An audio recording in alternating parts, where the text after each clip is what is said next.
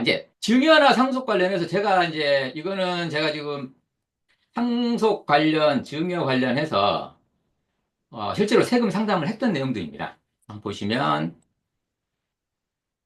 자, 직장인이 된 자녀 이런 질문 많이 받으실 거예요. 전셋집이라도 하나 얻어줘야 되는데 전세금을 보내줘야 되겠죠? 근데 직장인이 된 자녀가 소득이 없단 말이에요. 그럼 전셋집이 뭐 1억 뭐 보통 하지 않습니까? 보통 2억, 2, 3억 정도 하는데 그 돈을 줬을 때 이제 공짜로 주면 증여 문제가 발생한단 말이죠. 그럼 증여세를 안 내려면 어떻게 해야 될 것이냐? 라는 것들도 이제 지금 우리 이따가 좀 자세히 좀 보겠고요. 왜냐하면 돈을 갖다가 이제 무상으로 빌려주면 되거든요. 네. 그래서 이제 빌려주면 되는데, 자, 그러면은 그냥 아예 그냥, 증여세를 내버리자. 그러면 증여세 얼마가 나오는지. 또, 이걸 좀 증여세를 어차피 똑같은 돈을 받을 때 증여세를 줄이려면 아버지 부모한테서 그냥 한꺼번에 받을 건지 아니면 할아버지 할머니 계시겠죠? 할아버지 할머니한테 받으면 할아버지 할머니와 부모는 동일인이 아닙니다. 그러면 증여세를 갖다가 10년 합산을 할 때 동일인한테 받은 거는 합산을 해야 되거든요. 그럼 할아버지한테 5천만 원 받았다. 아버지한테 5천만 원 받았다. 1억 받았잖아요. 10년 안에. 합산하자면 각각 5천만 원씩 받은 걸로 계산합니다. 근데 아버지한테 만약에 1억을 다 받았어. 그러면 그건 합산합니다. 그리고 아버지한테 5천만 원, 엄마한테 5천만 원 받았다. 합산합니다. 두 분은 동일인으로 보거든요. 그래서 이걸 달리하면 동일인이 아닌 사람한테 증여를 받게 되면 각각 계산이 되기 때문에 또 절세 효과가 있습니다. 세율이 떨어지기 때문에. 이런 것들 이따가 같이 한번 이제 그래서 한번 볼 거고요. 자, 그래서 직장이 된 자녀는 제가 이제 많이 이제 부모가 돈을 빌려주는 걸로 해라. 그러면은 부모가 돈을 빌려줬을 때 이자는 안 받아도 되냐? 이런 문제가 발생할 수 있겠죠. 그런 것도 이따가 한번 같이 얘기해 볼게요. 같이. 자, 그 다음에 자, 이제 자녀 결혼을 했네요. 근데 이제 부모님한테 결혼 축의금이 들어오겠죠? 부모님이 지금까지 뿌려놓은 게 있을 거 아니에요. 자녀가 결혼을 했는데. 그리고 자녀, 한테도 뭐 친구라든가 뭐 직장 동료라든가 이런 사람들한테 부주금이 들어오겠지만, 축의금이 들어오겠지만, 부모한테 축의금이 들어왔단 말이에요. 근데 이게 굉장히 커. 1억 들어왔네? 야, 네 결혼식이니까, 요 1억 네 줄게. 가져가라. 그럼 증여세가 발생이 될까요? 안 될까요? 어떻습니까? 뭐 자녀 결혼할 때 축의금이니까 다 줘도 되지 않겠어요? 증여세 없이. 네, 안 됩니다. 네. 어, 일반 결혼을 할 때, 뭐, 이따가도 뭐 자료 나오겠습니다만, 결혼을 할 때, 통상적으로 부모가 줄 수 있는, 뭐, 혼수 가전이라든가요. 이런 것들은 어차피 그 통상적으로 인정이 될 만한, 사회 통념적으로 인정이 될 만한 그런 것들을 해줬을 때는 증여를 보지 않습니다. 근데 1억이라는 돈이 우리 통상적으로 결혼할 때 막 1억씩 주나요? 보통? 집 사는 건 별개로 하고요. 혼수, 가전, 이런 거. 이런 게, 끽 해봤자 몇 천이란 말이에요. 근데 1억을 줬다. 이거는 증여가 될 가능성이 큽니다. 음. 아니면, 이제, 요거는 자녀의 친구들이 준 거다라고 해서 줘야 되는데, 그거는 이제 방명록이라든가 해서 증빙을 하셔야 되고요. 그래서 부모한테 들어온, 부모의 지인들이 부모한테 준 축의금을 자녀한테 줬을 때 네, 통상적인 금액을 벗어나면 증여가 될 확률이 큽니다. 그래서 이건 좀 조심하셔야 돼요. 그래서 일반적으로 그게 얼마 주면 돼요? 몰라요. 저도. 통상적으로 주는 거예요. 통상적으로 주는 거라는 게 이재용 회장이 자기 뭐 자녀가 결혼할 수 있겠죠? 얘들한테는 한 1억 줘도 아마 상관없을 겁니다. 왜? 그 사람들 그렇게 살았던 사람들이니까 일반적으로 인정이 된다는 거죠. 근데 일반적으로 뭐 우리 같은 서민, 중산층 이런 사람들이 그렇게 많이 줄 수는 없다는 거죠. 통상적으로는. 그래서 금액이 얼마냐라고 정해져 있는 건 없습니다. 그렇지만 그 상황에 따라서 따져봐야 돼요. 부모의 재력, 그다음에 부모가 인간관계가 어떻게 되는지, 평소에 얼마나 돈을 쓰고 다니는지, 그다음에 생활 패턴, 이거 다 봅니다. 그래서 얼마까지는 괜찮았구나. 그리고 그 금액이 넘어가면 무조건 증여로 볼 수 있다. 라는 것입니다. 요것도 많이 질문들 많이 주시는 거예요. 자, 이제 결혼해서 유학을 갔네요, 자녀가. 예, 그래서 이제 부부가 같이 갔겠죠? 또 애들이 있어가지고, 애들이 또 한 두 명 정도 네, 같이 갔습니다. 네 명이 유학을 갔어요. 부모가 좀 재력이 좀 된 모양이에요. 그래서 유학비하고 생활비를 보내줬습니다. 근데 그게 이제 좀 꽤 들어갔던 모양이에요. 그래서 한 달에 한 1,000만 원 정도 들어가는 걸로 가정을 하고, 이제 1,000만 원을 갖다가 보내줬습니다. 매달 보내줬어요.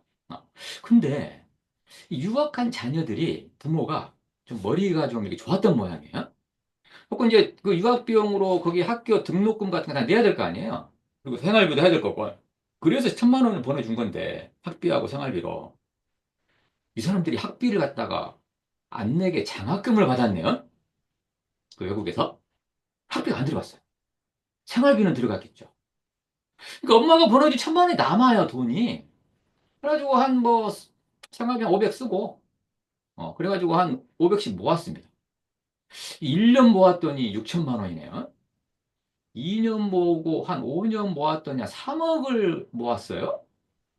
유학을 마치고 한국으로 돌아왔습니다. 그럼 그 3억 어떻게 해야 돼요? 가지고 와야 되겠죠. 왜? 자녀 돈이니까. 이 3억을 가지고 들어와서 이제 한국에 살아야 될 거 아닙니까? 그래서 전셋집을 하나 마련했죠. 전셋집을 한 6억 정도 되는 것들 마련하기 위해서 그 3억을 보탰겠죠, 거기다가. 자, 이 3억은 증여일까요, 아닐까요? 증여될 것 같은데. 왜요? 일단은 사용처가 없고 학비로 안 들어갔고 네, 그 돈을 남아서 집을 샀으니까 3억이라는 집을 샀으니까 네, 부모가 준 돈이고 네. 소명할 게 아무것도 없잖아요. 맞습니다. 우리 지난 시간인가요? 첫 시간인가요? 우리 증여에 대해서 얘기를 할 때, 요거 기억나시나요? 증여로 보지 않는 두 가지 조건. 첫 번째, 부양 의무가 있느냐, 없느냐. 그 다음에 그 돈이 생활비나 교육비나 의료비, 학비, 이런 걸로 쓰고 사라졌냐. 이 두 가지 조건만 만족을 하면은 증여가 없다라고 말씀을 드렸었잖아요. 근데 이건 어때요? 유학을 갔어요. 그러면 부모가 이제 소득이 없으니까, 자녀가 소득이 없으니까, 그래, 부모가 부양을 해야 되겠구나. 요건 어차피 뭐 할 수 있겠는데. 그 돈이 학비를 내고 사라져야만 하는데, 남아버렸죠. 네, 증여가 된다는 겁니다. 그래서 그거 자금 출처 소명할 때 내 돈입니다. 그럼 이거 네 지금 직장도 안 다녔는데 뭘로 벌었어? 증빙을 해야 돼요. 증빙을. 근데 증빙할 길이 없잖아요, 지금. 근데 부모가 이제 그 유학비 매달 송금했을 거 아니에요. 은행을 통해서. 그래서 이제 은행을 통해서 송금을 할 때 왜 자녀한테 돈을 보냅니까? 물어봅니다, 은행에서. 유학 자금이에요. 라고 거기 기재가 돼 있겠죠. 근데 그런 돈밖에 간 게 없어. 근데 뭐하고 나왔어? 근데 그쪽에 직장 다니는 것도 아니야. 그러면 증여가 될 확률이 큽니다. 그래서 그런 것도 약간 조심하셔야 돼요. 제가 또 이것도 실제로 상담을 했던 내용들인데요. 그건 조심하셔야 되고. 그다음에 요거는 이제 우리하고 관련이 있네요. 이거 그 첫 시간에 우리 했던 내용들이에요. 첫 시간에 계약자 변경을 했어. 엄마가 돈을 쭉 내고 있다가 해약 환급금이 이제 뭐 적을 때 5천만 원 이하일 때 네, 계약자 변경을 했어요. 근데 엄마가 돈을 다 냈네? 근데 나중에 이게 막 10년 지나니까 원금보다 더 커져 있어요. 그때 네, 이제 이 돈을 찾았다. 그러면은 옛날에 중요한 게 있으니까 계약자 변경할 때 해약환급 5천만 원 이하일 때 중요한 게 있으니까 나중에 커졌다 하더라도 이거는 어차피 증여 옛날에 했지 않냐. 그럼 그 증가된 금액은 다 네, 자녀 돈 아니냐? 라고 했었는데 된다 안 된다? 안 된다. 라고 말씀을 드렸었죠. 그래서 그거는 제가 이제 그 자료를 통해서라도 이렇게 알려드렸었고요. 그래서 이건 조심하셔야 된다. 요거 질문들 많이 주세요. 아직도. 네. 계약자 변경을 갖다가 하면은 증여수가 없다는데, 아닙니다. 절대. 왜? 자, 증여를 본다는 거는 뭐다? 다시 한 번 말씀드리면, 보험 사고가 발생을 해야 한다. 계약자 변경을 한다는 자체는 보험 사고가 발생한 게 아니다. 보험 사고가 발생한다는 의미는 어떤 의미? 해약을 했다거나 만기에 돈을 수령했다거나 중간중간에 뭐 진단금 같은 거 받을 수 있겠죠? 사망을 했다거나 이럴 경우가 보험 사고라고 얘기를 한다. 근데 계약자 변경 자체는 보험 사고가 아니다. 그건 증여세법에 딱 나와 있어요. 그래서 안 된다. 말씀을 드렸었고요. 자, 자녀 명의로 주식 계좌를 만들었어요. 그럼 이제 주식에다가 이제 돈을 갖다가 이제 그 주식에 투고 주식 거래를 자녀가 못 할 거 아닙니까? 미성년자라든가 애들이면 못 할 거예요. 그러면 아빠가 이제 막 조정을 해주겠죠? 뭐쌀 때 샀다가, 그다음에 비쌀 때 팔아주고 막 이렇게 하겠죠? 근데 그게 나중에 한 두 배로 튀게 됐네요. 5천만 원 넘어갔네? 자녀가 성인이 됐어. 오, 이거 자녀가 자녀 명의로 되어 있으면 찾을 거 아니에요? 자, 증여가 될까 안 될까요? 돼요. 왜요? 자녀의 돈이 아니기 때문에. 자녀의 자녀의 돈으로 돈이 아니다? 자녀의 돈으로 한 게 아니기 때문에 어, 아까 보험 해약환급 그거 해지하면 그거랑 비슷한 거 아닐까요? 아, 그래? 야, 그러면, 이 주식 계좌를 터줄 때, 2천만 원을 주면서 증여세 신고를 했어요. 음, 네. 자, 해가지고 그렇게 늘어났다. 그러면 이건 증여할 거 아닐까요? 아니다. 아니다. 앞에 거는 증여인데, 왜? 증여 신고를 안 했기 때문에. 했으면 증여인데, 뒤에 거는 증여 신고를 했으니까 상관없다. 늘어나도? 아닌데. 증여세 신고를 했었어도 네. 아까 보험하고 똑같은 거 아니에요? 환급금이 올라간 거나 이 투자금이 올라간 거나 똑같은 거 아니에요? 맞습니다. 같이 보셔야 돼요. 그렇죠. 같이. 보험금의 증여에 대해서는 그 증여세법상에 상속세 증여세법상에 보험금의 증여라는 규정이 있어요. 그 전번에 보여드렸었고 또 이 주식계좌는 이건 뭐냐? 자, 자기의 어떤 뭐랄까요? 자력으로 자기의 힘으로 뭔가 할 수 있는 능력이 없어요. 그러니까 주식 투자를 한다거나 돈을 불린다거나 이런 능력이 없어. 특히 미성년자들이겠죠. 어, 이런 사람들한테 증여를 하고 줬다 하더라도 그러면은 증여 신고했으니까 자녀 돈 아니겠냐. 그 돈이 아무리 불어난다 하더라도 괜찮지 않냐. 아니에요. 왜? 자녀가 주식계좌 만들어가지고 누가 운영을 했겠어요. 부모가 쓸 수밖에 없다는 얘기죠. 자녀가 그런 능력이 있어서 지가 직접 운영을 해가지고 뻥튀기를 했다. 그걸 증빙하면은 증여가 아닐 수 있습니다. 증빙을 하면 대부분 그렇게 못한단 말이죠. 그러면 야, 네 뭐 계좌만 자녀 명의로 해놓고 명의신탁 한 거구만. 응? 네 돈 아니야, 네 돈. 응. 다 부모 돈 아니냐? 그럼 부모가 네, 지가 불려가지고 그냥 증여를 한 거예요. 그러면 전체 금액을 다 증여로 보겠다. 단 옛날에 증여 신고한 거 있죠? 그거 빼주겠죠? 왜 증여 음, 신고했으니까. 근데 불어난 금액 자체를 증여로 봐버린다. 네. 그것도 그 증여세법상에 규정이 되어 있습니다. 네. 자력으로 하지 못했을 때, 네. 재산을 갖다 취득을 했는데 그 취득된 그 재산이 어떤 이유로든 간에 늘어났을 때, 늘었을 때, 그것도 증여세법상에 돼 있어요. 그래서, 그러면 네, 주식 투자를 했는데 네, 원금을 2천만 원 주고 네, 증여세 신고를 하고 하고, 10년 동안 네, 9년째 1,900만 원의 이자가 붙었는데 네, 10년째 넘어섰을 때 2천만 원이 됐어요. 그럼 안 돼도 음. 되죠. 그러겠죠. 왜? 똑같이. 5천만 이하면 되니까.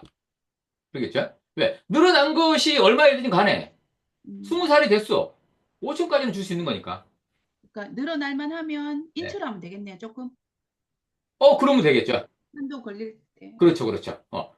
그러니까 자녀한테 줄 때, 자녀 명의로 넘어갔을 때, 아니면 네네. 자녀가 그걸로 인해 뭔가 사용을 했을 때, 돈을 인출을 한다거나, 네. 그랬을 때 돈이 증여 재산 공제 금액보다 밑에 있으면 상관없겠죠? 네네. 상관없겠죠? 또 옛날에 2천만 원 증여했으니까 그 이하면 상관이 없을 것이고, 그렇게. 그러면 여기서 갑자기 궁금한 게 있는데요. 네. 금융소득 종합과세 안 음? 걸리게 하려면은 네. 2천만 원 넘으면 안 되잖아요. 이자 찾을 시점에. 왜? 우리 지금 단기납 종식 많이 하잖아요. 왜 안 됩니까? 아니, 단기납 종신을 할 때 음, 예를 들어 8천을 부었는데 음, 찾을 때 음. 1억이 넘어갔어요. 그럼 네, 2천만 원 이상 늘어났으니까 금융소득 종합과세 걸리잖아요. 네, 그러면 중간에 고 걸릴만 하다 하면 네, 한 고 직전 연도에 네. 조금 중도 인출을 해서 써도 되죠. 그럼 안 걸리나? 안 걸리지 않나? 1년 금융소 단위니까. 정확하게 피해가겠다는 거잖아요. 네. 어. 갑자기 자, 그게 생각이 나가지고. 자, 자녀가 소득이 없어요. 네. 예. 그래서 만약에 금융소 종합과세가 2천만 원이 넘어가 3천만 원이 됐어. 네. 그럼 2천만 원, 3천만 원에 대한 15.4%를 이왕 냈겠죠? 원청이 됐을 거 아니에요? 배당소득, 아니, 배당소득세가 원천징수, 아니, 아니, 이자소득세가 원천징수 됐을 거예요? 그죠? 원전 근데, 징수 안 됐고 단기납 종신으로 넣었을 때. 그니까 어차피 이제 찾으면은 이자소득세 물 거니까. 안 찾으면 그대로 놔두면 아무 상관 없잖아, 지금. 10년째는 비과세기 때문에 어, 10년 있다가 찾는다는 가정하에 네네. 비과세 혜택을 본다는 가정하에 어? 근데 그때 10년 시점에 비과세 혜택 보려고 찾으려니 음, 이자가 2천만 원이 넘어가요. 네, 그러면 직전 연도에 네. 한 1천만 원을 정도 인출해도 되냐고. 한 2천만 원이 넘어간다 하더라도 네. 비과세인데 금리수 종합세 안 되잖아요. 비과세로 빠져버리면은 금융수 종합과세는 별 상관이 없죠. 이게 아, 5천만 원이든 1억이 아니, 됐든 아니. 간에. 내 말, 맞아, 맞아. 제가 궁금한 거는 음? 비과세는 맞는데 네. 금융소득 종합과세자로 안 걸리게 하려고. 비과세인데 5천만 원을 받던 이자를 1억을 받던 아예 안 걸리죠? 비과세니까. 비과세가 아니어야 걸리는데 비과세로 빠져버렸어 그게 10년 넘어가지고 음, 저축선보험. 그러면은 그러면, 내가 1억을 부었는데 2억을 탔어요. 이자 소득이 1억이죠. 네, 이자 소득 1억에 대해서 비과세잖아요. 네. 세금도 안 내요. 금리수 정확과세도 안 돼요. 비과세기 음, 때문에. 비과세는 해주고 2천만 원 넘어갔기 때문에 금리수 정확과세에다가 포함시켜가지고 다른 소득하고 합산해라? 말이 돼요? 음, 말이 음. 안 돼요. 갑자기 그게 왜 비과세 생각이 소득은 아예 안 들어간다. 금융소득 종합과세. 안 안 들어간다. 들어가고 종합소득세 신고할 때도 안 들어간다. 지난 아, 시간에 종합소득 금액 계산할 때 봤었잖아요. 예, 예. 그거 볼 때 어땠어요? 이자소득 비과세와 분리과세를 뺀다. 비과세는 방금 얘기했던 그거. 저축선보험 보험차입 비과세. 그 네, 비과세 빠져버리겠죠. 네. 그 종합소득 금액이 안 들어가죠. 종합소득 금액 안 들어가면 금융소득 종합과세도 안 돼요. 비과세는. 맞네. 근데 단, 음, 이게 이제 분리과세다. 네, 분리과세라고 하는 거는 비과세가 아니라 돈을 내는 거잖아요. 이자 속세를 내는 거예요. 네, 과세를 안 하는 게 비과세. 분리과세는 과세를 하는 거예요. 네. 15.4%를 낸다고. 근데 이게 또 2천만 원 이하면 종합소득 금액이 안 들어가잖아요. 네. 근데 1천만 원 넘어가면 건강보험료는 계산이 된다. 지난 시간에 음, 했던 거잖아요, 이건. 네네. 연관을 이렇게 지으셔야 될 것 같아요. 건강보험료, 네네. 그렇죠, 그렇죠. 근데 비과세는 뭐 어떤 소득이 됐든 간에 무조건 안 들어갑니다. 그리고 저쪽 건강보험료 계산할 때도 비과세는 무조건 안 들어갑니다. 음, 자, 우리 지난 시간에 얘기했던 이자 배당을 합한 금융소득이 1천만 원을 넘어가면 그 금액이 1천만 원을 넘어간 금액 그 전체 금액이 건강보험료 계산할 때 들어간다 그랬잖아요. 네, 그죠? 이거 기억나시죠? 네. 근데 그 저축성 보험차의 비과세를 받은 금융소득이야. 음, 이건 건강보험에 들어가요, 안 들어가요? 안 들어간다. 아예 안 들어가요. 아예. 음. 비과세 그럼, 소득은 아예 안 들어간다고. 문제가 되는 것들이 이제 분리과세 이런 것들이란 말이에요. 음, 옛날에는 3, 4년 전만 해도 분리과세 2천만 원 이하는 건강보험료에 안 들어갔어요. 근데 그 중에 야, 1천만 원 넘어가면 건강보험료 계산할 때는 넣을 테니까 요 계산해. 법이 바뀐 거예요. 옛날에는 금융소득이 7천만 원이 넘어가야 건강보험료 계산을 했어요. 근데 그게 4천으로 줄었다가 지금 2천으로 줄었는데 다시 1천으로 준 거예요. 그건 제도적인 변화예요. 근데 그게 건강보험료 계산할 때 그렇게 되는 것이고. 근데 비과세는 어디에도 안 들어가는 거예요. 그러면은 뭐 1년, 2년짜리 예금 넣어놓고 이자가 많은데 찾거나 뭐 투자금을 찾거나 이랬을 때는 비과세가 아니잖아요. 네네. 예, 그럴 때는 세금은 떼는 건 당연하지만 네.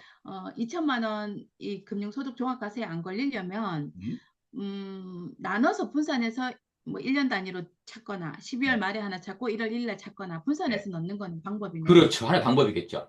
음, 근데 그 사람은 금융소득 종합과세가 됐을 때 추가적으로 세금을 배탄할 가능성이 있는 사람들, 금융소득 그쵸, 이외에 그쵸. 다른 소득이 있는 있는 사람들은 그렇게 하시면 사람들. 되고요.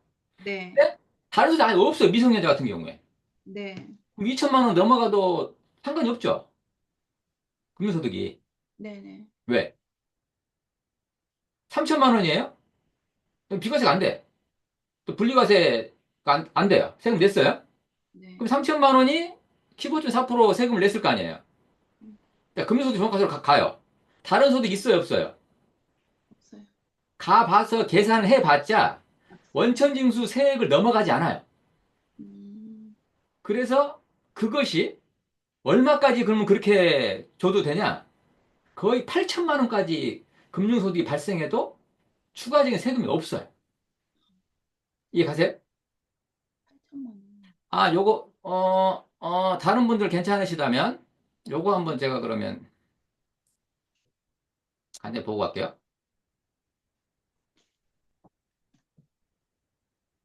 이거는 우리 일하면서 알아야 되는 거니까. 자, 요거 보이시나요, 요거? 지금 화면 엑셀 화면 보이세요? 네, 자, 이자 소득을 만약에 2천만 원 받아볼게요.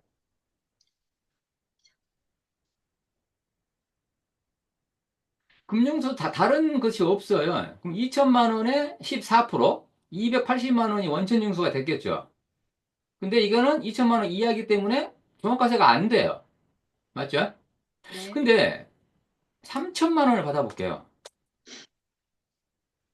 3천만 원을 받으면 14%가 420만 원이란 말이에요. 이거 지금 15.4% 계산하는 거 아니에요? 종합소득세는 국세이기 때문에 지방소득세가 빠져요. 네, 그 14%를 계산을 하면 4,420만 원이 이미 내져 있어요. 근데 이 3천만 원 넘어갔기 때문에 2천만 원 이하는 자 분리과세 빠져야 되는 3천만 원 넘어갔죠? 2천만 원 초과하는 금액 1천만 원이란 말이에요.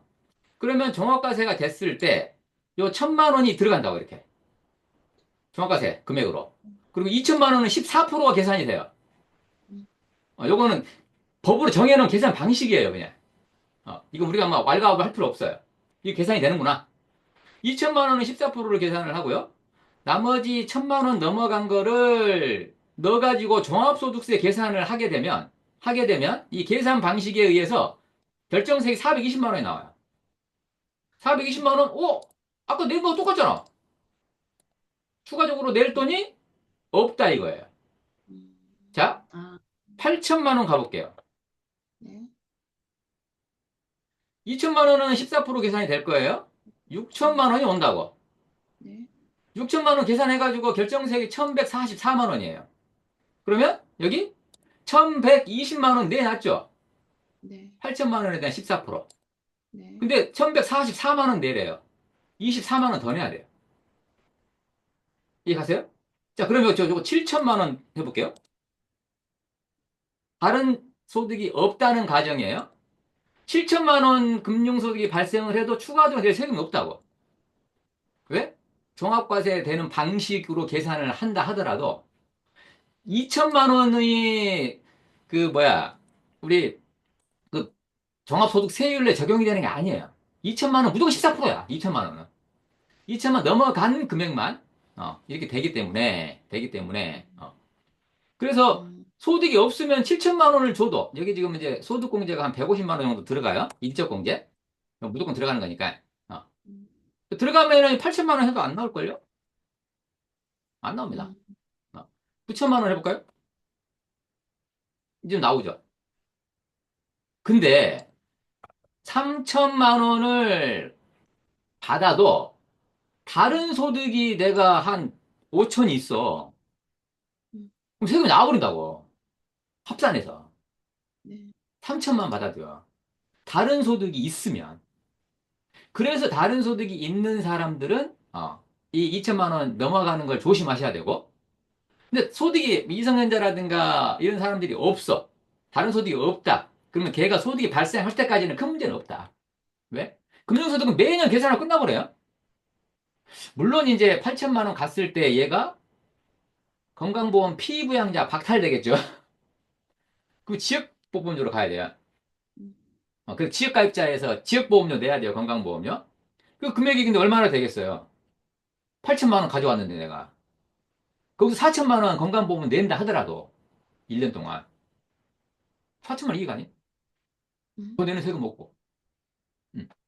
그러니까 우리가 어, 법인을 운영하시는 분들 중에 그런 분들이 계세요. 내 자식한테 그 주식을 20% 이상 못 주겠어요. 왜요? 1억씩 배당을 하는데 20%를 줘야 2천만 원 이하로 잡힐 거 아닙니까? 라고 해서요. 무슨 상관입니까? 걔가 미성년자고 소득이 없는데 70% 주셔도 돼요. 70%. 초과 배당 하셔도 돼요. 뭐 초과 배당에 대한 어떤 그런 증여세라든가 약간 내야 되지만, 왜? 다른 소득이 없으니까 원천 징수로 끝나버린다는 거예요. 원천 징수된 금액으로. 요거, 기억하시면 될 것 같아요.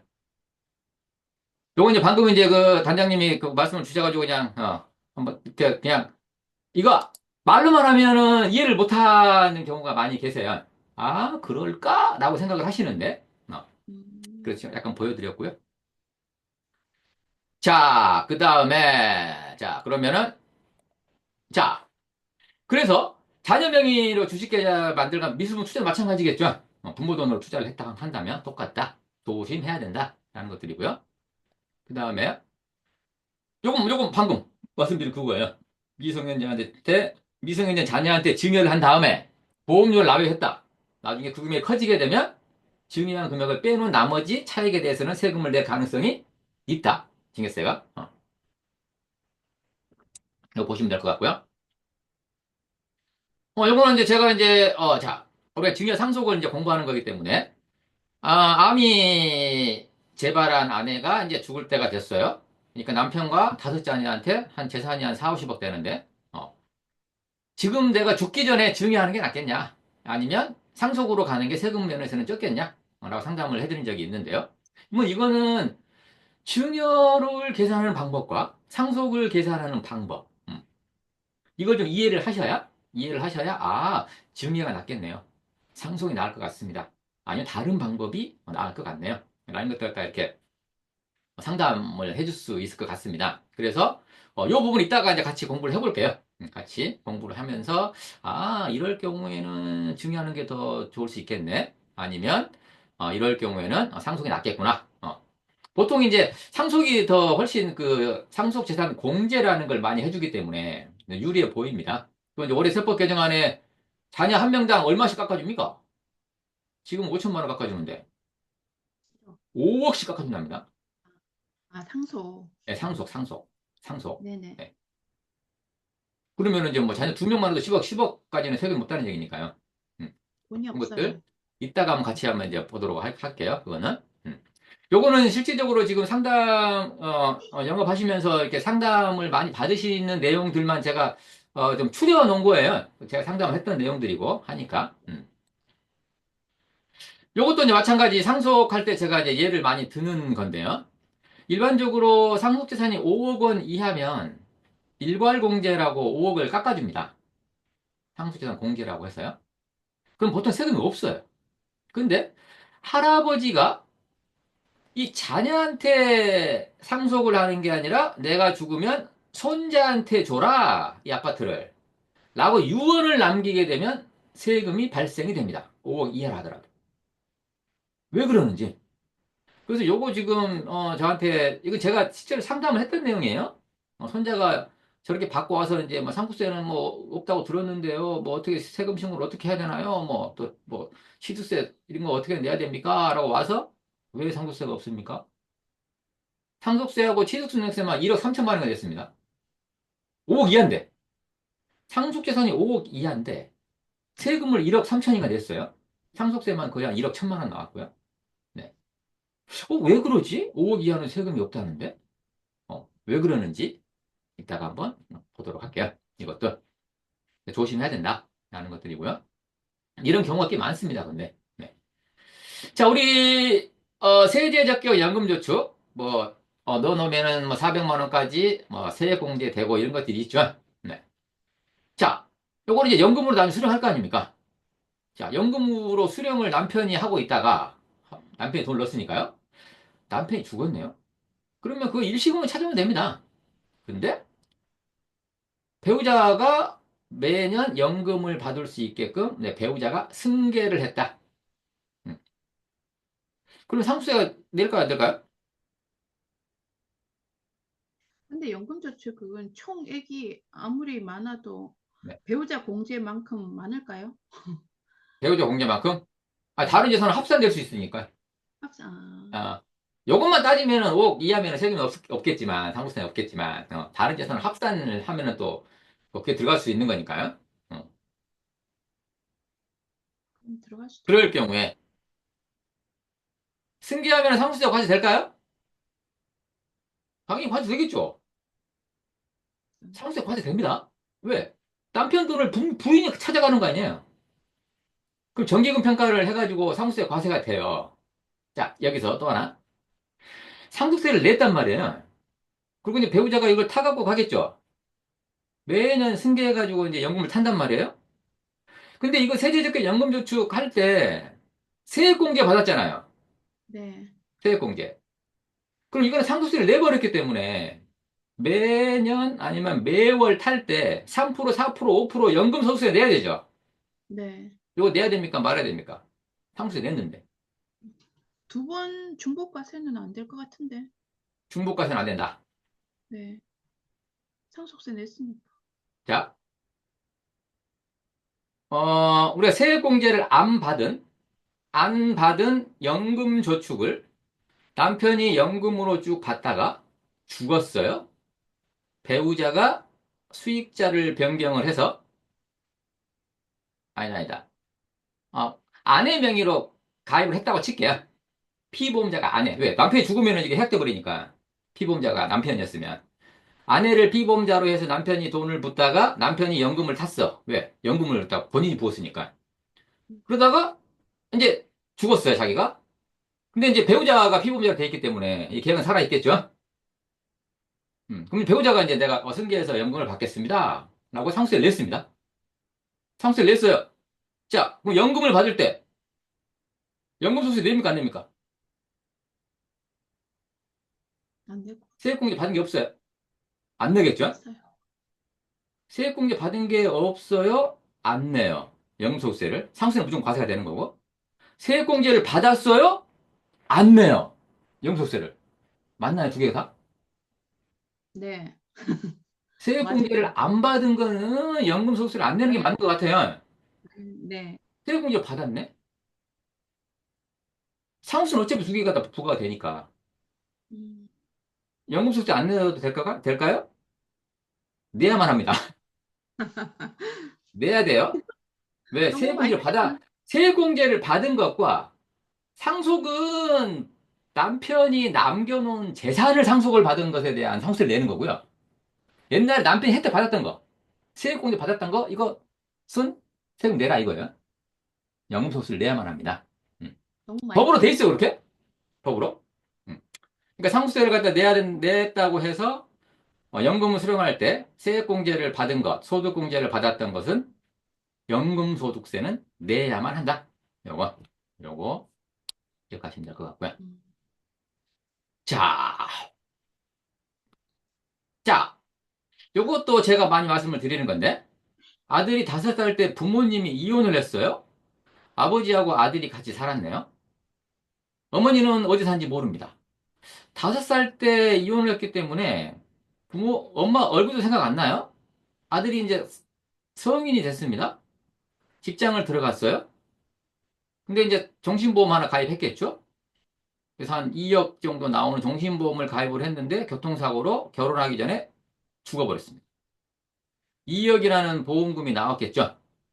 2억이라는 보험금이 나왔는데, 자, 이혼했어요. 엄마가 돌아가신 게 아니라. 근데 사망했을 때의 수익자를 법정 상속인으로 해놨습니다. 자, 그럼 2억 원이 아빠하고 같이 살았기 때문에 아빠한테 다 갈까요? 아니요. 아니에요. 둘 다. 네. 1억씩 갑니다. 1억은 받았어, 아빠가. 근데 1억을 주질 않습니다. 엄마를 찾아오라는 거예요. 하고 엄마를 갖다가 어떻게 찾습니까? 거의 한 30년 전에 헤어졌는데. 그 보험사 입장에서는 이 보험금을 줄 수가 없습니다. 왜? 엄마가 언젠가 와가지고 이 돈을 달라고 했을 때 보험사는 미안해. 줘야 될 의무가 있기 때문에, 네. 아빠가 아무리 얘기를 해도, 네, 전혀 주질 않습니다. 그러면 제가 이제 그래가지고 이제 막 어떻게든 간에 막 이렇게 수소문 해가지고 엄마를 찾아가지고 그 엄마한테 사망보험금을 갈 수가 있는데 어떻게 하시겠습니까? 수익자 지정 동의서라는 걸 써주시면 아빠한테 그 돈을 가게끔 만들 수가 있는데 어떻게 하실래요? 가져가실래요? 아빠한테 주실래요? 그랬더니 펑펑 우시면서 아빠한테 주도록 하겠다. 라고 해서 제가 지금 이 보험금을 찾아드린 적이 있거든요. 중요한 거는 뭐냐면 그렇게 이혼을 했을 때 아들이 이 보험을 가입을 할 때 법정 상속인으로 하지 말고 수익자를 지정을 해야 되는 게 훨씬 낫지 않나 싶습니다. 수익자를. 아빠로 지정했으면은 이 자기가 죽었을 때 사망보험금 아빠한테 바로 갔겠죠? 근데 이제 법정 상속인으로 되어 있다 보니까 누가 한 사람 죽어버렸으면 상관이 없는데 이게 이제 이 아들 입장에서는 아빠도 법정 상속인이고요. 이혼한 엄마도 법정 상속인으로 갈 수밖에 없잖아요. 왜? 아들 입장에서는 둘 다 부모이기 때문에. 부부 간의 인연은 끊어졌지만, 이혼했기 때문에. 자식 입장에서 부모의 그 열은 끊어지는 게 아니죠. 법적으로도요. 네. 그래서 이런 문제가 굉장히 많이 발생을 하고 있어요. 그래서 이제, 어, 저는 옛날에 그 부모님 같이 사시나요? 이렇게 물어봤습니다. 왜? 이혼했으면은 어느 한 사람으로 지정을 합시다. 법정 상속인으로 가지 말고. 네. 물론 뭐 사인 받고 뭐 이런 것 약간 불편함이 있을 수 있지만, 왜? 나중에 이제 실제적으로 그런 일이 발생을 했을 때, 어떤 이런, 좀 불미스러운 일들이 많이 발생하는 것 같아요. 그래서 그런 것들은 조금 좀 이렇게 이 수익자를 지정하는 게 좋지 않을까라는 생각이 좀 들고요. 자, 자, 계약자 아내, 피보험자 남편, 자, 피보험자가 남편인데 계약자가 아내입니다. 돈도 만약에 아내가 부었다고 가정해 볼게요. 그래서 남편이 죽었어요. 사망보험금에 상속세가 과세됩니까? 아니요. 안 됩니다. 아내가 돈을 냈을 경우에는. 근데 계약자가 아내이지만 아내가 직장이 없어요. 남편한테 월급을 받아가지고 돈을 냈네? 이거는요? 내야 돼요. 네, 상속세가 과세가 됩니다. 왜? 자, 계약자 사망보험금에 상속세가 과세가 되느냐? 라는 문제에 있어서 계약자는 크게 중요하지 않습니다. 중요한 거는 뭐? 돈을 누가 내? 돈을 누가 내느냐? 불입자가 중요해요. 불입자. 네. 계약자는 계약자 변경, 수익자 변경, 이거를 할 수 있는 권한에 불과해요. 권한을 가진 자에 불과한데, 증여와 상속세를 따질 때는, 네, 전혀 상관이 없을 수도 있어요. 계약자는. 근데, 계약자가 누구이든지 간에 돈을 누가 부었냐? 불입자가 중요하다. 불입자. 그래서 이제 앞에 해약한 것과 마찬가지입니다. 해약한 것금이 적을 때 계약자 변경을 통해 증여하면 되냐? 아니에요. 돈을 갖다 엄마가 부었기 때문에 안 된다는 거예요. 돈을 누가 부었냐에 따라서 달라진다. 불입자 항상 조심하셔야 된다. 자, 이런 것들이 지금 제가 다 상담했던 내용들인데요. 이 내용들이 우리가 이제 앞으로 이걸 알면 여기에 대한 다 해결책을 하나하나 이렇게 마련해 줄 수가 있습니다. 그래서 그런 부분들에 대해서 같이 좀 알아볼게요. 여기서 이제 증여와 상속에 대해서 우리가 알았는데, 이제 증여와 상속에 대해서 이제 가장 중요한 것이 좀 차이점을 좀 먼저 이해해야 될 것 같아요. 왜? 이거 중요한 게 나와요? 상속하는 게 나와요? 그 아까 뭐 아내가 암이 걸려가지고 암이 재발해서 죽어갈 때 남편하고 다섯 자녀한테 증여가 나와요? 상속이 나와요? 증여세율, 상속세율 똑같습니다. 과세 표준이 같다면? 세율이 똑같은데 중요할까요? 상속할까요? 따질 필요 있나요? 네. 없다고 생각하실지 모르는데 있습니다. 예? 증여하고 상속. 가장 큰 차이점이 하나 있어요. 그거 좀 알아가시면 좋을 것 같고요. 자, 증여 상속은, 자, 아시다시피, 증여는 주는 사람이 살아 생전에 주는 거죠. 살았을 때 주는 걸 증여. 다음에 그 사람이 죽어서 재산을 갖다가 주는 것. 근데 줄 때도 공짜로 줍니다. 돈 받고 주는 게 아니에요. 돈 받고 주면 뭐가 됩니까? 양도가 됩니다. 양도. 부모가 자식한테 집을 줬어요. 공짜로 줬어요. 살아생전에. 증여입니다. 근데 돈을 야 10억짜리 8억에 사가라. 싸게 팔았어요. 증여 아니에요. 양도가 되는 거죠. 양도. 근데 이제 너무 싸게 팔면 또 증여세가 부과될 가능성이 있습니다. 너무 싸게 팔면. 그건 이따가 한번 알아보고요. 이따가. 자, 주는 자를 증여자, 증여하는 사람이다. 상속은 돌아가신 분을 피상속인이라 그러죠. 상속의 대상이 되는 사람. 우리 보험도 보험의 대상이 되는 사람. 죽거나 다치거나 했을 때 보험금이 지급될 대상. 피보험자라 그러죠. 피보험자. 상속의 대상이 되는 사람. 이 사람이 죽어야 상속이 되겠죠. 그래서 피상속인이라고 한다. 그 사람이 이제 죽으면 그 재산을 자녀한테 주는 거니까요. 주는 자를 피상속인이라고 한다. 받는 자를 이제, 세금도 이제 이 받는 사람이 내는 겁니다. 증여도 받는 사람이 내고요. 상속도 받는 사람이 내는 거예요. 주는 사람이 내는 게 아니라. 자, 그래서 증여를 받는다. 그래서 수증자라고 그럽니다. 받는 사람을. 그리고 상속을 받는 사람을 상속인이라고 하고요. 근데 할아버지가 돌아가셨을 때 자녀, 자식, 아들, 딸은 상속인이 될 수 있습니다. 손자는 상속인이 될 수 없거든요. 법적으로. 상속이 될 수 없어요. 근데 아까 할아버지가 손자한테 나 죽으면 이 집을 줘라라고 유증이라는 걸 할 수 있었잖아요. 할아버지가. 유언을 통해서 내가 죽으면 이 집을 줘라. 증여할게. 유언을 통해서 증여한다. 그래서 유증이라고 그러거든요. 유증. 그래서 내가 죽으면 손자한테 줘라라고 유증을 남기셨는데 그 유언. 유언을 받드는 자를 손자겠죠. 손자를 수유자라고 합니다. 상속인은 아니에요. 물론 상속인이 수유자가 될 수도 있겠죠. 왜? 내 죽으면 내 큰아들한테 이걸 다 줘라라고 유언을 남기셨어요. 큰아들이 상속인이자 수유자가 될 수 있겠죠. 근데 같을 수도 있지만 다를 수 있다. 근데 상속인은 아들, 딸만 된다. 손자는 상속이 될 수 없다. 이런 것들이요. 이따가 그것도 한번 이따 이제 뭐 이 우리가 상속 순위에 대해서 알아볼 때 그건 다음 시간에 알아볼 수 있겠네요. 그거 일단 보고요. 자, 신고 납부 기한은요. 증여일은 자, 증여 오늘이 지금 며칠입니까? 10월 16일이죠. 오늘 증여했어요. 언제까지 신고해야 됩니까? 이번 기가 3개월 이내에요. 그러면 10일, 12일, 1월 16일까지 신고하는 것이냐? 아니에요. 1월 어, 말. 네. 증여일이 속한 달의 말일부터요. 그러면은 10월 달의 말일, 31일. 여기서부터 3개월. 10일, 12일, 1월 31일까지 신고한다. 상속세는 속한 달의 말일부터 6개월이에요. 그러면 오늘 돌아가셨다. 그러면 10일, 12, 1, 2, 3, 4. 4월 30날까지. 4월 16일이 아니라 4월 30날까지 신고하고 납부하면 된다라는 거예요. 네. 자, 그러면 오늘 증여해도 1월 말이래요. 10월 29일 날 증여해도 1월 말이에요. 맞죠? 증여 신고는요?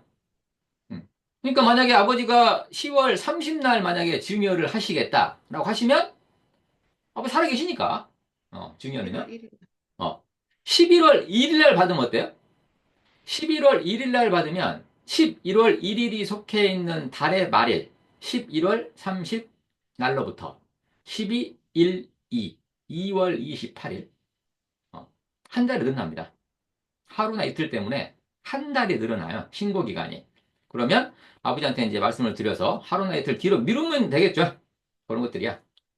근데 상속은 됩니까? 그게? 30일 날 아버지가 돌아가시려고 그러는데 아버지 하루만 더 있다가 돌아가셔 주시면 감사하겠습니다. 이렇게 할 수가 없죠. 상속은. 음. 상속은 이렇게 할 수 없어도 지으면은 거의 가능하다. 라는 것들이 보시면 될 것 같고요. 자, 원래 세금은 누가 낸다 그랬어요? 증여를 받는 사람이 낸다 그랬어요? 상속은 상속을 받는 사람이 내고요. 근데 자, 이런 경우가 있겠죠. 자녀가 아직 소득이 그렇게 많이 없어요. 근데 집을 하나 자녀한테 증여를 했습니다. 10억짜리 집을 증여를 했는데, 증여세가 한 1억 나왔다고 가정해볼게요. 1억. 그럼 아들이 모아놓은 돈도 없어? 집을 증여를 받았네? 그 증여세 1억 내려고 그 집을 팔 수는 없잖아요. 솔직히. 1억 마련할 길이 없어. 대출을 받자니 아직 소득이 없어가지고 대출이 안 된답니다. 그럼 마련할 길이 없네? 어떻게 해요? 이거 물납합니까? 물납이 또 안 받아들일 수도 있어요? 그럼 어떻게 해야 돼? 아버지, 죄송한데 세금 1억 좀 내주시면 안 되겠습니까? 라고 할 수 있겠죠? 근데 아버지가, 그래? 알았다? 그럼 1억을 세금을 내줬습니다. 그럼 1억 내준 게 또 뭐가 됩니까? 증여. 증여가 됩니다. 1억에 대한 세금을 또 계산합니다. 그래서 그 금액이 또 한 1,000만 원 나왔다. 1,000만 원 있어 없어요? 없잖아. 그럼 아버지한테 아버지 또 1,000만 원 내주세요. 그러면 1,000만 원이 또 뭐가 돼요? 증여가 됩니다. 1,000만 원에 대한 증여세 100만 원이 나옵니다. 100만 원 돈이 없네? 아버지 좀 내주십시오. 100만 원에 대한 증여세 10만 원, 10만 원 없네? 아버지 내주세요. 만 원, 1,000원, 100원 쭉 내려갑니다. 증여세에 대한 증여세를 내야 된다. 이걸 그로스업이라 그래요. 그로스업. 그래서 옛날에 부영이라는 그 건설회사 회장이 저기 어디에요? 순천 자기 고향 사람들한테 증여한 거 아세요? 자기 친구들한테 1억 주고 막 마을 사람들한테 1,000만 원씩 주고 막 이런 거 들어보셨죠? 그러면은 1억을 줬어? 타인한테 1억을 줬을 때 깎아주는 게 없거든요? 증여재산 공제해 주는 게 없어요? 그럼 1억에 대한 세금을 내야 될 건 말이에요. 1,000만 원 내야 돼요. 그러면은 그 1,000만 원 그 받은 사람이 내겠어? 걔들이 신고하라고 그렇게 줄 수는 없을 거 아니에요. 그래서 부영의 그 회장이 증여세까지도 다 그로스 계산을 해가지고 증여 신고를 했습니다. 왜? 네. 그 돈으로 세금 신고할 필요가 없게끔. 네. 몇백 명, 몇천 명한테 그걸 줬는데, 걔들한테 다 신고해라? 이것도 또 그 받는 사람 입장에서도 좀 부담되는 거겠죠? 물론 공짜로 받으니까 뭐 세금 내면 되는데, 또 세금 신고하는 걸 모를 수도 있고, 시골에 있는 어르신들이라든가 이런 분들은. 그래서 요 크로스오버까지 다 계산을 해서 그냥, 네, 다 내고 그 돈이 가게끔이 이렇게 만들었거든요. 그때. 그래서 이제, 저도 궁금했거든요. 그럼 세금 누가, 저 사람 내야 될 텐데 어떻게 하지? 그랬더니, 나중에 알고 보니까, 네, 세금도 부영회장이 다 내줬다. 라고 하더라고요. 그렇게. 그래서 안 낼 수는 없다. 증여세를. 누군가 대신 내주면 증여에 대한 증여세가 붙는다. 라는 것이고요. 자, 상속인들이 낼 수 있겠죠? 상속인이나 수유자가 내야 되는데, 자, 근데 만약에, 어, 자식이 만약에 3명이 있어요. 3명이 있는데, 뭐 상속세를 갖다가 한 3억 이제 내야 돼. 그럼 1억씩 내자 그러면 되잖아요. 근데 막내가, 아니, 형들은 뭐 아버지 살아있을 때 말이야, 뭐 사업한다고 돈 가져가고 말이야, 무슨 뭐 공부한다고 돈 가져가고 뭐 정치한다고 돈 가져갔잖아. 근데 나는 가져간 거 하나도 없잖아. 근데 지금 세금도 상속재산 똑같이 나눠 가지면서 세금도 같이 내자고? 난 못 내. 그럴 수 있죠? 그럴 수 있습니다. 그러면 막내가 만약에 돈을 못 내, 세금을 못 낸다고 얘기하면 세무서에서 그냥 어이구야, 그래 막내는 그런 사정이 있으니까 너는 내지 마 그러겠죠. 그러니까 세무서 이놈들이 아주 독한 놈들인데, 그럴 수는 없겠죠. 어쨌든 누군가 내야 됩니다. 상속인들이 같이 내거나 연대 납부 의무가 있다. 연대납부. 딴 사람이 안 낸다고 개기면, 네, 안 낼 수 없다. 라는 겁니다. 보고. 그 다음에, 자, 과세 방식이요. 이게 이제 가장 큰 차이점이에요. 이게 가장 큰 차이점이에요. 요것 때문에 증여하는 게 낫냐, 상속하는 게 낫냐, 라는 게 정해집니다. 이게 무슨 말이냐? 자, 만약에, 뒤에, 제가 이제 그 다음 장에 지금 사례를 넣어놨는데요. 자, 30억 원을 아버지가 갖고 있어요. 30억 원. 자, 근데 지금 재산이 30억인데 살아있어요? 자, 살아있을 때 자녀가 5명 있다고 가정해볼게요. 자녀가 5명이면 30억이면 얼마씩 줄 수가 있습니까? 한 6억씩 주면 되겠죠? 6억 30에. 6억씩 줬어요. 그러면 30억 재산을 살아있을 때 6억씩 나눠 줬어요? 그럼 한 사람당 6억씩 가져간 거잖아요, 자녀들이. 자, 근데 아버지가 아무 얘기 없이 증여도 안 하시고 30억을 남기고 돌아가셨습니다. 돌아가셨어요? 그럼 자녀들 5명에서 이제 운운을 하겠죠? 운운해서, 우리 똑같이 나눠 갖는 게 어때? 좋습니다. 라고 해서 6억씩 나눠 가졌어요. 돌아가신 다음에. 그럼 살아생전에 6억씩 증여를 하나? 돌아가신 다음에 6억씩 나눠 가지나? 각각 아들 한 명당 6억씩 가져가는 몫은 똑같잖아요. 그죠? 그럼 상속세나 증여세율이 같기 때문에 세금은 똑같은 거냐? 자, 증여세 계산해 볼게요. 큰아들이 얼마 받았습니까? 6억. 큰아들이 6억 받았죠? 6억. 내가 6억 받았습니다. 증여받았습니다. 라고 해서 6억을 신고하면 될 거 아니에요. 아버지의 유산 30억 중에 나는 6억만 취득했다 이거예요. 유산 취득세 방식이라 그래요. 수증자, 자녀가 취득한 돈, 재산 취득가액 6억에 대해서만 신고하면 된다 이거예요. 자, 아버지 돌아가셨어요. 6억씩 나눠 가졌어요. 세금 신고하려고 나 6억만 상속받았습니다라고 신고하려고 하니 자, 세무서에서 잠깐 기다려봐. 야, 아버지가 돌아가셨단 말이야. 30억 남기셨잖아. 요거를 너희들이 5명이서 6억씩 나눠 갖든가 아니면 큰아들한테 그냥 30억 몰아주든가 아니면 막내한테 한 10억 주고 나머지 나눠 갖든가 우리 이거 상관하지 않아. 너 마음대로 해 그냥 너 마음대로. 근데 아버지 남긴 재산이 얼마라고? 잠깐만요. 아버지 남긴 유산이 얼마야? 30억인데요? 30억 전체에 대해서 내란 말이야. 유산 전체에 대해서 세금을 때려버립니다. 피상속인의 재산 총액에다가 세금을 매겨버린다는 거예요. 자, 그래서 이거 가장 큰 차이점인데, 요거 볼게요. 자, 아버지가 30억 있어요. 살아생전에 6억씩 주나? 30억을 죽어서 자녀들이 6억씩 나눠 가지나? 똑같을 거 아니에요. 자, 우리 지난 시간에 첫 시간인가요? 둘째 시간인가요? 상속세, 증여세, 아니, 종합소득세율을 가지고 우리가 세금 신고하는 방법 알아봤잖아요. 어떻게 신고하는지. 세율을 곱하고 옆에 누진공제를 뺀다. 요건. 자, 그러면 상속세 문제 계산해 볼까요? 상속세는 유산세 방식이래요. 30억 원 전체에 대해서 부과한답니다. 30억 원이 과세 표준이라고 가정을 하고, 자, 여기 30억 이하죠? 40%. 40%를 곱하면 12억. 여기에 1억 6천을 빼준다 그랬죠. 옆에 있는 걸. 누진공제 빼주고요. 그리고 이게 나오면 자, 자진 신고하면은 너 착하구나. 그래서 내야 될 세금의 3%를 깎아줍니다. 이걸 세액공제라 그래요. 세액공제. 자, 그럼 상속세가 얼마? 10억입니다. 10억. 10억 880만 원 내야 되는데 상속세는 10억인데 자, 증여세는 각각 6억씩 받았으니까 6억씩 증여세를 계산한 다음에 5를 곱해버리면 전체 증여세가 나오겠죠. 자, 증여세는요. 자, 6억은 10억은 이하죠. 30%네요. 30%를 곱하면 1억 8천. 여기 6천만 원 빼준다 그랬죠. 여기 옆에 빼주고 자진 신고하면 3% 깎아준다 그랬죠. 그럼 한 사람이 내는 세금은 1억 1,600을 정도를 내야 되는데 5명이니까 얼마? 5억 8,200을 내야 됩니다. 5억 8,200과 10억의 차이 얼마? 4억 2천 차이가 나네요. 자, 이럴 때는 뭐 하시는 게 유리합니까? 증여. 돌아가시기 전에 증여하시는 게 유리하다 이거야.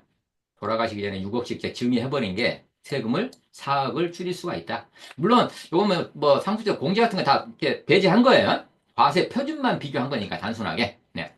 근데 자녀가 한 명이에요? 그러면 뭐 하는 게 나아요? 상속. 중요하나 상수나 똑같을 거 아닙니까?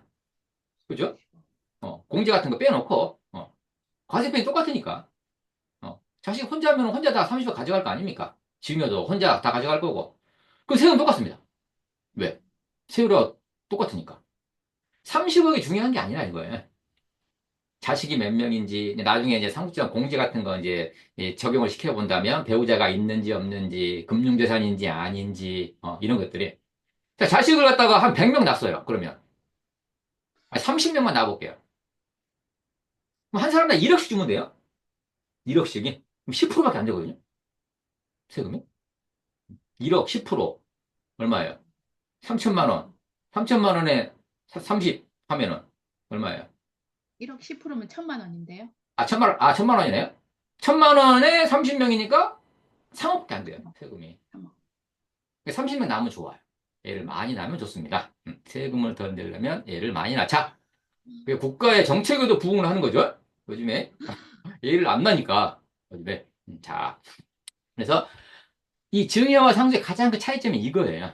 여러분. 유산취득세냐? 유산세 방식이냐?